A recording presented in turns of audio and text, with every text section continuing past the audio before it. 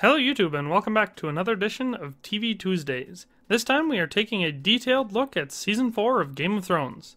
This video will act as a brief yet detailed summary recap for the entire season, and then I'll give you some of my opinions about the characters and major factions and events of this season.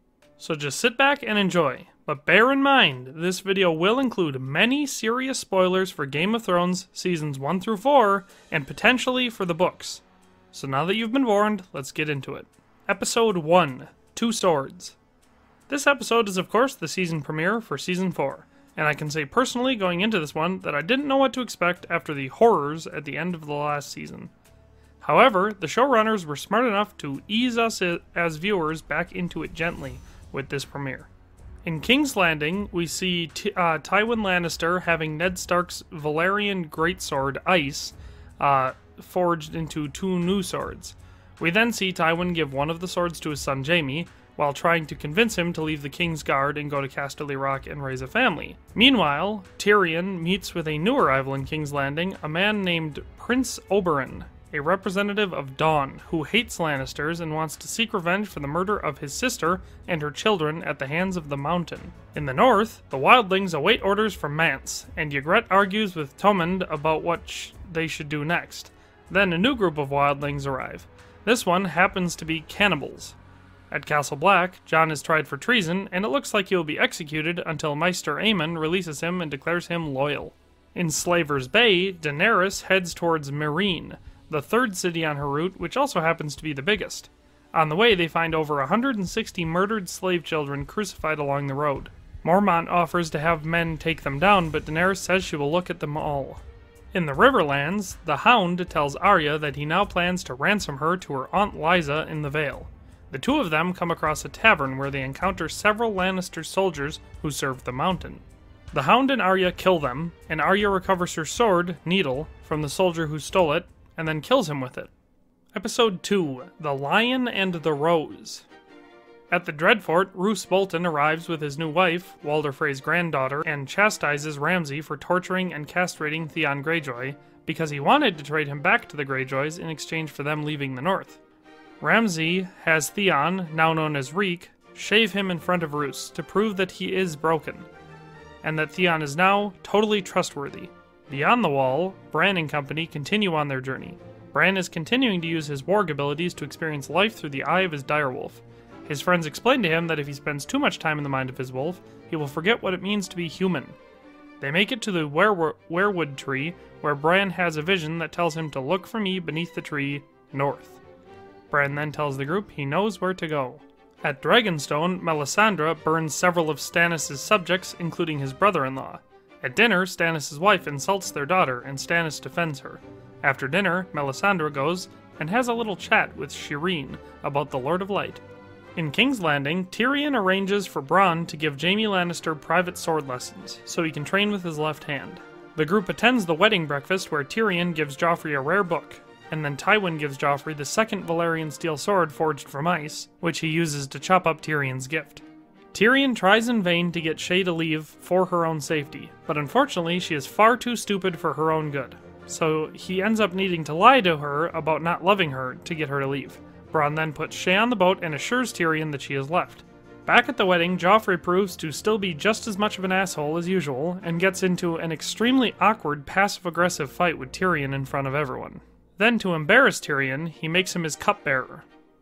Joffrey then chops his wedding cake open, killing several of the pigeons that were inside. He then proceeds to eat some and asks Tyrion for wine to wash it down. Tyrion grabs a cup from the table and gives it to Joffrey. Joffrey drinks from the goblet, and we get to see Joffrey choke to death on what is most likely poison. Sweet justice. Our moment of triumph is then interrupted by Cersei, who exclaims in front of everyone that Tyrion killed Joffrey and orders him arrested. Episode 3, Breaker of Chains. In King's Landing, Tywin orders all the gates closed, and for Sansa Stark to be captured under suspicion of being part of the plot to murder Joffrey. Dantos and Sansa flee in a boat and are picked up by Littlefinger, who then proceeds to murder Dantos and take Sansa away from King's Landing. In the garden, Olenna and Margaery discuss Margaery's problems since the marriage had not yet been consummated. Meanwhile, Jaime rapes Cersei in the crypt next to Joffrey's corpse, so that's a bit disturbing. Tywin enlists Prince Oberyn to be the third judge in Tyrion's trial and offers him a spot on the small council as a reward. Prince Oberyn asks Tywin if he ordered the murder of his sister and her children at the hands of the Mountain, which Tywin denies. Podrick visits Tyrion in his cell and informs him that Sansa has not been seen since the wedding, and he is to be tried for regicide in a fortnight, and that he was offered a knighthood if he were to testify against Tyrion. Tyrion then tells Podrick to send Jaime to see him and to get himself out of King's Landing. In the north, Samwell is teased by his fellow knights who do not believe he killed a White Walker. He then takes Gilly to Molestown because he believes she will be safer there due to the large amount of rapers in the Night's Watch. The wildlings attack a small village south of the wall and kill all the inhabitants except for a small boy who they force to go to the wall to tell the Night's Watch what happened. Sir Alliser and Maester Aemon say that they must stay at Castle Black, and Jon Snow reluctantly agrees. They are then interrupted by the return of Jon's ranger friends who inform them that the mutinous Night's Watchmen are still back at Craster's Keep. Jon then insists that they must go kill them all before the wildlings reach them, because he doesn't want the wildlings to learn that Jon had greatly overestimated the amount of people guarding the wall. At Dragonstone, Stannis receives a letter informing him of Joffrey's death, which he takes as a sign that Melisandre's spell worked. Davos suggests that they hire mercenaries, but Stannis explains that they have no money. Davos then has Stannis' daughter write a letter to the Iron Bank of Braavos in King Stannis' name. In the Riverlands, Arya and the Hound continue on towards the Vale. They stop at a farm where they are offered a place to sleep and rabbit stew. The farmer offers to pay the Hound to work for him. In the morning, the Hound robs the farmer and they leave. Outside Meereen, Daenerys and her army approach the city walls and are confronted by Meereen's champion. Daario Naharis kills him, and then Daenerys gives a speech about the slaves needing to free themselves. Then they launch a bunch of barrels full of slave collars over the wall, for symbolic reasons, I assume. Episode 4, Oathkeeper. In King's Landing, Jaime Lannister continues his sword lessons with Bronn, then goes to visit Tyrion. Tyrion convinces Jaime that he had nothing to do with Joffrey's death, and also tells Jaime that he doesn't think Sansa had anything to do with it either. Jaime then gives Brienne a new suit of armor and his Valyrian steel sword, and tasks her with finding and protecting Arya and Sansa Stark. Podrick is then given to Brienne as her squire. Meanwhile, Margaery and Olenna discuss what happened at the wedding, and Olenna implies rather heavily that she had something to do with Joffrey's death. She then tells Margaery that she must endear herself to Tommen before Cersei is able to turn him against her. Margaery then visits Tommen in his room at night and begins to woo him. At sea, on the way to the Eyrie, Lord Peter Littlefinger Baelish tells Sansa that he plans to marry her Aunt Lysa Arryn there. He refers to his new but unspecified powerful allies, stating that Joffrey's death was a gift to them that will help their friendship grow strong. He adds that because he has no visible motive to kill Joffrey, he will not be suspected. Littlefinger informs Sansa that a missing stone in her necklace contained the poison used for the murder. At Castle Black, Sir Alliser Thorne orders Jon Snow to stop training other men, reminding Jon that he is officially a steward. Janos Slynt advises Thorne to send the now popular Jon on an expedition to kill the mutineers at Craster's Keep, in the hope that he will be killed before he can be elected the new Lord Commander. Jon volunteers for the mission, as do his friends Gren, Ed, and the new recruit Locke, as well as a few others. In Meereen, as Daenerys Targaryen's army camps near Meereen, her aide Missandei teaches Grey Worm the Common Tongue, the language of Westeros. At night, Grey Worm and other Unsullied infiltrate Meereen, arm the slaves, and incite a slave uprising that leaves Daenerys in control of the city the following morning. Although Sir Barristan Selmy advises Daenerys to show mercy, she orders 163 of the remaining masters crucified, as justice for the same number of slave children crucified along the road to Meereen. Beyond the wall, Carl Tanner and the other mutineers are raping the girls at Craster's Keep, and Carl orders one of his men to take Craster's last son and abandon him in the woods for the White Walkers. We then see a White Walker take the baby and bring it to the Night King, who transforms the baby into a White Walker. Bran, Hodor, and the rest stumble upon Craster's Keep and are captured by Carl Tanner's men. Episode 5, First of His Name. In King's Landing, Tommen Baratheon is crowned as king. Cersei and Tywin discuss plans to have Margaery marry Tommen in a fortnight. Afterwards, they agree that Cersei will marry Loras Tyrell in a fortnight afterwards. Tywin informs Cersei that the last Lannister gold mine dried up a year ago, and that the crown is heavily indebted to the Iron Bank of Braavos. In the Vale, Littlefinger and Sansa arrive at the Bloody Gate. They try to hide Sansa's identity, but Lysa recognizes her immediately. Lysa then talks to Littlefinger about what she did for him, including murdering her previous husband when he was the Hand of the King, and sending a letter to her sister Catelyn that it implicated the Lannisters in his murder. To shut her up, Littlefinger agrees to marry her that night. Later, she visits Sansa and showcases her insanity by accusing Sansa of seducing Littlefinger. In Meereen, Daenerys learns of Joffrey's death and considers using her new army and navy to invade Westeros. Mormont, however, convinces her that they don't currently have enough men for such a venture. After learning that Yunkai and Astapor have fallen back into their old ways, Daenerys announces that she intends to stay and rule Slaver's Bay as queen. In the Riverlands, Arya and Sandor the Hound Clegane discuss her ritualistic reciting of the names of people she intends to kill, and Gregor the Mountain Clegane's appearance on the list. Arya reveals that the Hound's name is on her list as well. In the morning, the Hound finds Arya training with her sword. He insults her swordplay and the man who taught it to her, Syrio Forel, expressing incredulity that Forel was killed by a fighter as weak as Sir Meryn Trant. The Hound challenges Arya to demonstrate her abilities by attacking him, but his armor easily repels her jab, and he knocks her to the ground, telling her that her fighting style is useless against armored opponents. Beyond the wall, Jon Snow and the other Night's Watchmen attack Craster's Keep. During the fray, Locke tries to take Bran away to kill him. Bran takes control of Hodor's mind and almost rips Locke's head clean off, of course killing him. Jon kills Carl and the rest of the traitors. Bran and company escape secretly without Jon ever knowing they were there. Episode 6, The Laws of Gods and Men. In Braavos, Stannis and Davos arrive for a meeting at the Iron Bank. They initially turn Stannis down, but then Davos is able to convince them to give Stannis a big loan. Davos then goes to see his pirate buddy and hire an army. In Meereen, one of Daenerys' dragons attacks a herd of goats, which it kills.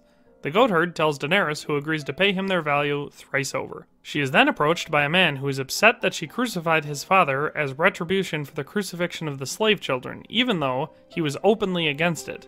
He asks that he be allowed to take his father's body down and bury him, and Daenerys reluctantly agrees. At the Dreadfort, Yara Greyjoy leads a rescue mission to rescue Theon, which would have succeeded if Theon had not been a brainwashed idiot. Many of the Ironborn soldiers are killed, and Yara announces that her brother is dead.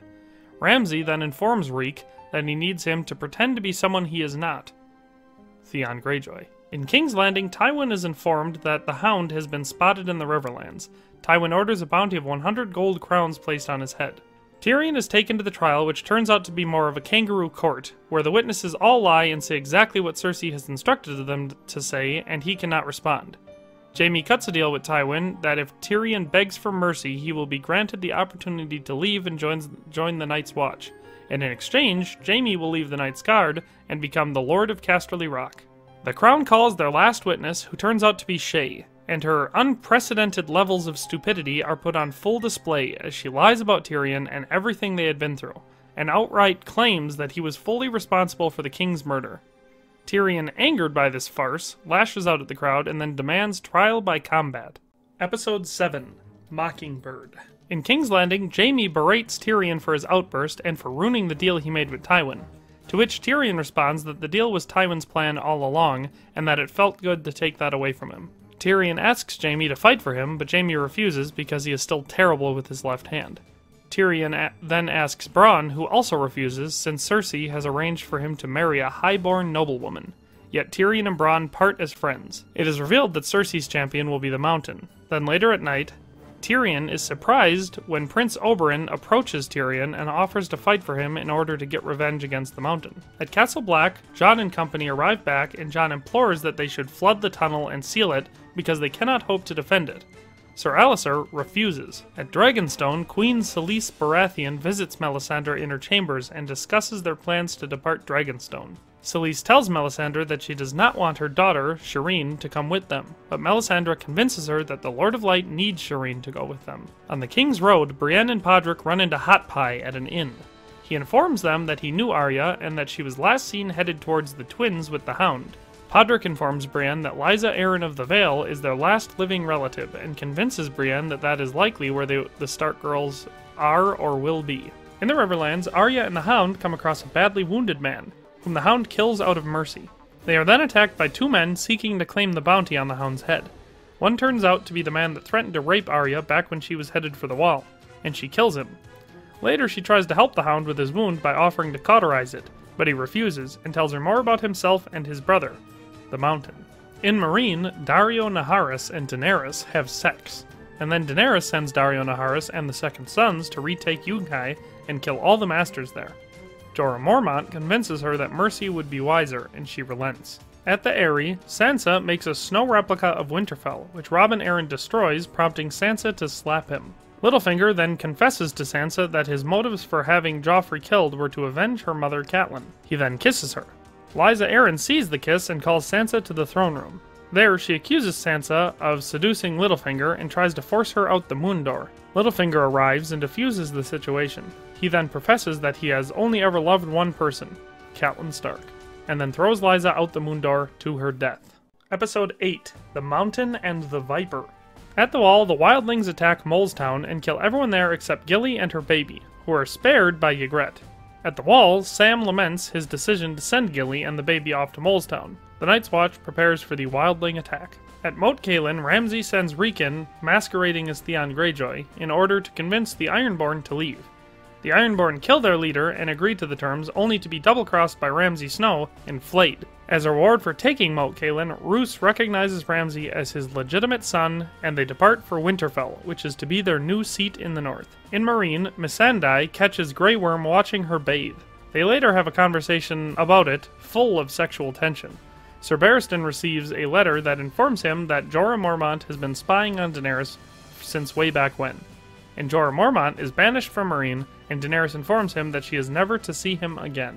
In the Vale, having murdered Lysa Arryn, Littlefinger is being interrogated by Lord Jan Royce and a few of the nobility of the Vale. Littlefinger claims that Lysa committed suicide.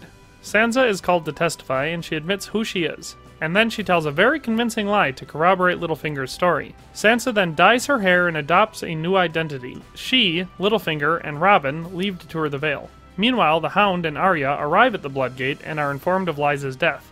Instead of grieving, Arya breaks into hysterical laughter at the irony of the situation. In King's Landing, shortly before his trial by combat is to begin, Tyrion discusses his chances with his brother Jaime. When Tyrion is taken outside, he has a brief conversation with his champion, Oberyn, who is confident. Sir Gregor, the Mountain Clegane, arrives shortly thereafter, and the trial commences. During the fight, Oberyn demands the Mountain admit to raping and murdering his sister, Elia, and her 2 children. Oberyn lands several skillful attacks on the Mountain, seemingly toying with him, even though he's a much larger man. He knocks the Mountain to the ground and lands a near-fatal blow. Oberyn then screams at the Mountain to confess, hoping the Mountain will admit that it was Tywin who gave the order. As Oberyn circles him, he lets his guard down, and the Mountain knocks him to the ground, knocks his teeth out, and then gouges out his eyes while confessing to the murder of Elia and her children, and then subsequently crushes Oberyn's skull with his hands, killing him instantly. The Mountain then collapses to the ground from his wounds. Tywin rises and sentences Tyrion to death for regicide. Episode 9, The Watchers on the Wall. This entire epic episode takes place on the Wall. As they keep watch for the coming invasion, Jon and Samwell walk on the top of the Wall and talk about Jon's relationship with Ygritte during his time with the Wildlings. At a nearby camp, the Then Warg scouts the Wall using an owl, while Ygritte tells the group that Jon is hers alone to kill. In the library of Castle Black, Sam and Maester Aemon discuss Gilly, who soon after arrives at Castle Black, having been spared by Ygritte during the raid at Molestown. Their reunion is cut short by horn blasts, signaling that Mance Rayder's army has arrived. Jon, looking out over the north side of the wall, sees a massive fire burning, and he and his brothers complete the preparations for the battle. Sam finds Gilly and her baby shelter in the kitchen, and then leaves to aid in the defense after kissing her goodbye. Ygritte, having scouted the entrance of Castle Black, reports that it is undermanned, and Styr orders the group to attack. As Sir Alliser orders the archers to knock, another hornblast informs him that the castle is being attacked from both sides. Alliser leaves charge of the wall to Janos Slynt, and heads for the castle to battle with the Thens. On the top of the wall, Janos Slynt proves to be inept as a commander, so Gren tricks him into going down to the castle, leaving Jon in charge. Several giants and a woolly mammoth attempt to pull up the large gate at the base of the wall, and Jon sends Gren with 5 men to defend the passage. At the castle, Sir Alliser is wounded by Tormund Giantsbane and is taken to be treated. Sam and Pip use crossbows to shoot at the wildlings, but Pip is shot through the neck by Ygritte. Sam then ascends the wall, killing the Then Warg while he runs through the courtyard. Upon arriving at the top, Sam informs Jon that the courtyard is overrun, and Jon leaves the charge of the wall to Ed. Returning to the south side of Castle Black, Jon leads the remaining Night's Watch brothers along with his direwolf, Ghost. Jon battles with Styr, and after taking a severe beating, he is able to kill the Thenn. Ygritte confronts him, but hesitates with her arrow as they both smile at each other. Her pause allows Ollie to shoot her in the back, and as they reminisce on how they should have stayed in the cave together, she dies in Jon's arms. Atop the wall, Ed leads a successful defense, with the wildling army appearing to withdraw for the time. Tormund, having been hit by several arrows, is captured on Jon's orders. In the morning, Jon tells Sam that he will go north of the wall and attempt to kill Mance. As they walk through the passage, they find that Grenn and his men died killing a giant, and Jon tells Sam to have their bodies burned. Jon gives his sword, Longclaw, to Sam before departing the passage. Episode 10, The Children. In Meereen, Daenerys Targaryen receives a citizen who wants to be sold back into slavery because he feels his life as a high-ranking slave was better than as a freed man. An astonished Daenerys reluctantly grants his request, allowing him to form a contract with his former master that can last no longer than 1 year. The next citizen in line brings her the charred remains of his daughter, who is killed by Drogon, one of her dragons. While Drogon has not returned, she tearfully chains her 2 other dragons, Rhaegal and Viserion, away in the catacombs as a precaution. Beyond the wall, Jon Snow goes to kill Mance Rayder with the excuse that he is there to discuss terms. Mance agrees not to do any more killing if they are let through the wall, claiming that he is not there to conquer, simply to run. Then, Stannis Baratheon leads a cavalry charge with his army and cuts down a giant chunk of the wildling army and rescues Jon Snow. Further north, Bran and company reach the weirwood tree, but while crossing a frozen lake right in front of it, they are attacked by spooky, scary skeletons who end up killing Jojen Reed. They are then saved by a creepy-looking kid that throws fireballs, who takes them inside under the tree, where they are protected by magical plot armor. Bran then meets the man who has been communicating with him in his dreams as the Three-Eyed Raven. He then tells Bran that he will never walk again, but he will fly. In King's Landing, the mountain is dying, but Cersei enlists Qyburn to save him. He informs Cersei that the procedure may change the mountain, but assures her that it will not weaken him. Cersei then tells Tywin that she will not marry Loras Tyrell, and admits to her incestuous relationship with Jaime. In the dungeons, Tyrion awaits his execution, but Jaime arrives and frees him. With the help of Varys, the plan was to quickly and quietly ship him out of Westeros on a boat. Tyrion, however, takes one last walk around the castle, where he finds Shae in Tywin's bed. He then strangles her with her own necklace, a fate that she well deserved, and then finds his father in the bathroom. Tyrion proceeds to confront Tywin about being a shitty dad before killing him with Joffrey's crossbow. A lesson to us all. Tyrion then goes to meet Varys, who gets him onto the boat but realizes that something is wrong. At the boat, Varys hears the bells at the Red Keep toll, signifying the death of someone important, so Varys boards the boat with Tyrion and leaves Westeros.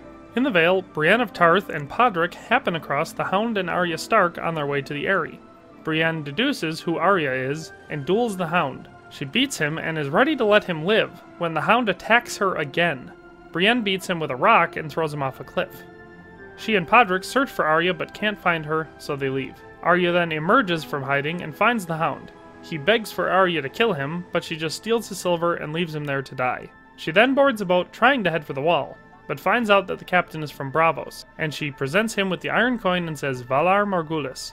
The captain then agrees to give her a cabin and presumably takes Arya to Braavos. Wow, that took a lot longer than usual, but I feel this time we covered more of the really important details. So now let's just get right into characters. Who did I like? Who is riding the fence? And who do I straight up hate? So let's get down to it. Alright, so let's start it off with characters I like. So for starters, we have Brienne of Tarth, who continues to be a loyal and noble character.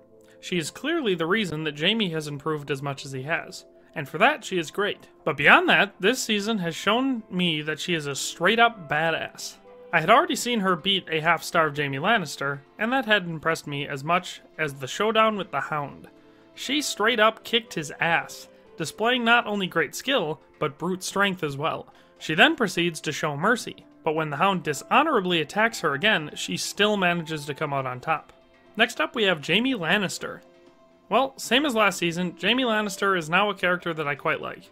He has become a far more likable character since losing his hand, and now he actually has some sort of a sense of honor. Not to mention that only he and Varys care about justice at all when it comes to Tyrion. Jaime is now firmly a character that I want to see succeed. Next up we have Tyrion Lannister. Despite not being able to get up to his regular antics in this season, Tyrion is still one of my favorite characters in the show. Peter Dinklage is such an amazing actor, and this season delivers some of his best performances so far. If ever the day comes when Tyrion is killed off, I hope that it is in a manner that honors Tyrion's character. So next we have Varys. So Varys shows in this season that he is still a character that I can enjoy. In this season, he gets the opportunity to demonstrate some humanity by taking part in Jaime's rescue of Tyrion, and also to show his intellect when leaving Westeros with Tyrion after the death of Tywin. We of course have Davos Seaworth. In this season, I once again have to share my admiration for Davos Seaworth. I do not understand how he could be as loyal as he is, but I have to admire him for it. He also proved himself to be resourceful, and is the sole reason that Stannis has any remaining supporters. Lastly, we have Jon Snow. Of course, we finally have to talk about Jon. Although I like a great many of the Brothers of the Night's Watch, Jon Snow is a standout. His character has really grown on me, and I am glad he has made it through another season. I think the line, "You know nothing, Jon Snow," is a bit overused, but I really enjoy the episodes that center around him. Especially episode 9 of this season, which is possibly the best one so far. Next up, we have middle ground characters, which are characters that I neither hate nor love, but they're kinda close to one or the other. So for starters, we have Prince Oberyn. Prince Oberyn would have been a character that I put into the like category if he had not screwed up the trial by combat by gloating and teasing the Mountain. He had him dead to rights, and could have ended the fight, but instead tried to humiliate him into giving up Tywin, and it resulted in Oberyn's gruesome death. I liked him as a character, as his primary motivation was revenge for his murdered loved ones, which is something I can empathize with. And he was also an incredibly skilled fighter. Marjorie Tyrell is another character that I think I kind of like. Although this season really doesn't give her much screen time, I think that even though she is clearly manipulative, she is well suited to the throne, and would make a good ruler. I hope that her joining with Tommen goes better than the last two, and she may make it to my list in the next season. Lastly, we have Tormund Giantsbane. Tormund Giantsbane is another character that I would like to like, but he is the bad guy, so I simply can't. But that being said, he is a major badass, and I like how he is literally harder to kill than the giants. I'm hoping that he may be given the opportunity to join the Night's Watch next season, so he can become a character that I like. Lastly, we have characters that I straight up hate. And for starting it off, we'll have Joffrey Baratheon. Well, one last time. Joffrey gets to make the list. Thankfully for the last time. Honestly, despite many good things happening this season, his death was by far my favorite event. Only one thing could have made it better, and that would have been the death of the next character, Cersei Lannister. As I just said, only one thing could have improved Joffrey's death, and that is if it somehow also killed Cersei. However, that didn't happen, and we are still stuck with her. Although I didn't think it was possible, I hate her even more after this season. As a parent, I would be more interested in finding out who actually killed my child than getting revenge against someone I hate. For this reason, she firmly cemented herself into this list. No takesies backsies.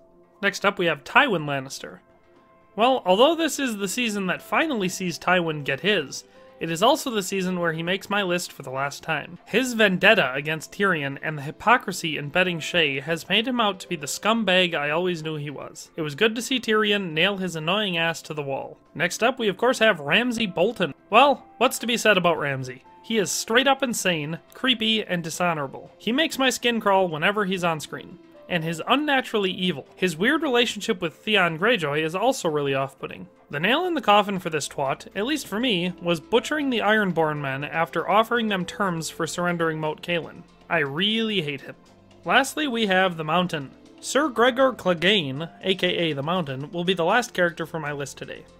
I think he is a disgusting evil twat that should be drawn and quartered. He has no redeeming qualities, and if he was my kid when he torched his brother's face for no reason, he would have been severely punished, to say the least. I really wish that the Viper would have just finished him off in the fight, so he would no longer be tortured with his presence on screen. So, for my favorite episode this season, my favorite episode of this season is The Watchers on the Wall, which is the 9th episode. This epic episode is the first episode of the series to focus on one location for the entire duration of the episode. This resulted in a very entertaining episode that never took a break. This episode also really evolved Jon Snow's character into someone I can really root for. Honestly, this is probably not only my favorite episode of this season, but likely the entire series so far. So as far as my favorite house and who I think I should be ruling, who should be sitting on the Iron Throne, I think right now I'm still Team Targaryen. Even though Daenerys didn't achieve as much in this season, and she made some questionable choices, I think she is still my pick for the Iron Throne. I think she is really trying to be fair and a just ruler, and if she ever learns how to really control her dragons, her enemies are in for one hell of a fight. So as far as my least favorite house is concerned, I am going to go with a two-way tie here, between the Lannisters and the Boltons. But after this season, Cersei will likely be the only Lannister alive that I still hate, so the title may be up for grabs next season. As far as reasoning goes, it's nothing new. I hate Cersei, Joffrey, and Tywin with every fiber of my being, and I want them all dead. So far, I am 2/3 of the way to my wishes being fulfilled. As far as the Boltons are concerned, I won't be happy until they are all dead, and there is a Stark in Winterfell where they belong. Honestly, Season 4 is my favorite season so far. I really enjoyed this season, and basically everything about it. One of my least favorite characters died, as well as a few of the characters that I hate to a slightly lesser extent. The writing for this season was top-notch, and the visuals were impressive as usual. The character development was probably the most drastic, yet believable I've seen so far. Overall, I would give this season an 8.5 out of 10, putting it at the highest rated so far. Well, that does it for this one. I hope you enjoyed it. I now invite you to share your thoughts about this season in the comments section below. Who is your favorite or least favorite character? Who do you think should rule Westeros? What's your favorite episode? I would love to hear from you. Please remember to avoid posting any spoilers for later seasons and to be respectful to other viewers. Congratulations on making it to the end of the video. If you did, I can assume you liked the content and hopefully you'll subscribe and turn on the notification bell. If you haven't already, check out these links I have on the screen to see me on Twitter, Facebook, and Instagram. If you like my content and would like to support what I do here, there's a link to my Patreon account in the description, and a donation would be much appreciated. In any case, thanks for watching and have a nice day.